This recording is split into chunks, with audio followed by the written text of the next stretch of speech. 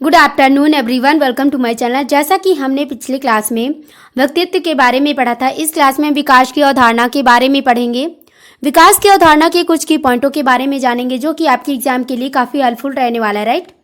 सो आपसे मेरा यही सजेशन है कि क्लास अटेंड करते टाइम पेन कॉपी लेकर बैठिए, खुद के नोट्स बनाइए और दूसरी बात, निरंतर और सही तरीके से रिवीजन करिए।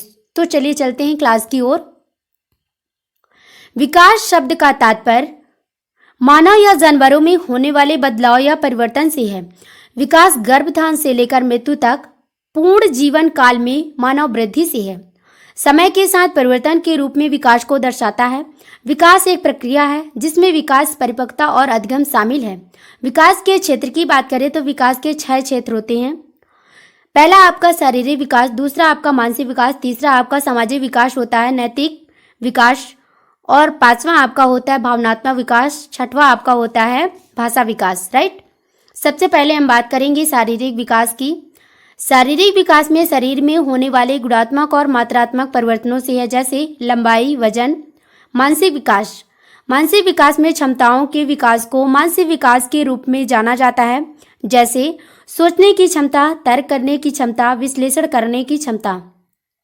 सामाजिक विकास, सामाजिक विकास में जैसे परिवार, दोस्त, स्कूल, समुदाय और संस्थान बच्चों की सामाजिक संबंधों का गठन करते हैं। नैतिक विकास, नैतिक विकास में प्रत्येक बच्चा या व्यक्ति अपने जीवन में कई संघर्षों का सामना करते हैं। संघर्षों का समाधान कैसे करना है नैतिक विकास के अंतर्गत आता है।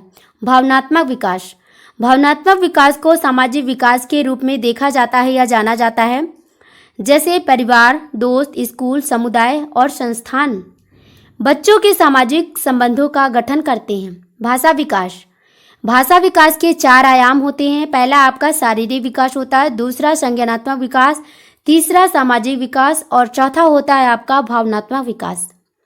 विकास के चरण की बात करें तो बाल विकास के 4 चरण होते हैं। जन्म के पूर्व का अवस्था, दूसरा आपका होता मूल अवस्था, तीसरा बचपन अवस्था और चौथा आपका होता है किशोरावस्था। पहला होता है जैसे जन्म के पूर्व का अवस्था, गर्भधारण का अवस्था होता है। जब बच्चा पेट में पल रहा होता है, इस टाइम पीरियड को गर्भधारण के अंतर्गत माना जाता है। मूल अवस्था जो होता है जन्म से 2 वर्ष का होता है। बचपन अवस्था 2 से 12 वर्ष का होता है और किशोरावस्था जो होता है 12 से 18 वर्ष का होता है। विकास की दिशा की बात करें तो पहला आपका होता है स्कैफोल्डिंग विकास, दूसरा आपका होता है प्रॉक्सिमोडिस्टल विकास। स्कैफोल्डिंग विकास जो होता है सिर से पैर की ओर होता है और प्रॉक्सिमोडिस्टल विकास जो होता है केंद्र से बाहर की ओर होता है, राइट। विकास में मात्रात्मक, गुणात्मक दोनों परिवर्तन होते हैं। इस क्लास में इतना ही, मिलते हैं अगले क्लास में। क्लासेस कैसी लगती हैं कमेंट करके ज़रूर बताइए।